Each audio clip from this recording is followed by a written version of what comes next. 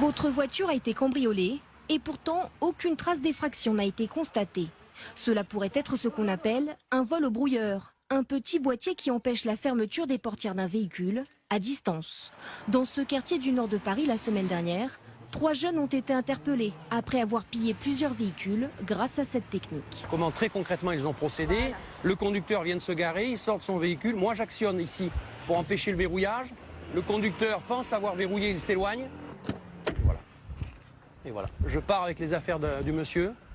Très simplement, le conducteur n'a absolument rien vu. Ces dernières semaines, ce commissariat a interpellé 8 personnes au total pour vol au brouilleur.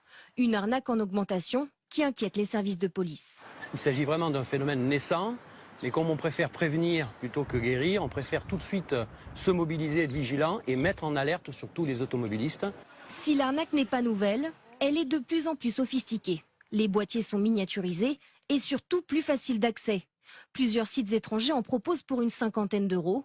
Et depuis peu, ces brouilleurs de fréquence se vendent aussi au marché noir dans certains quartiers de la capitale pour à peine 15 euros.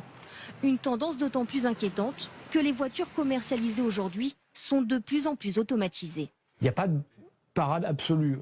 Certains constructeurs se sont un petit peu engagés dans la sécurisation de leurs voitures. Pour autant, on peut empêcher de fermer la grande majorité du parc automobile actuellement en circulation. Seule solution aujourd'hui, la vigilance. Vérifiez systématiquement le verrouillage des portières du véhicule, mais aussi ce qu'il se passe autour de vous.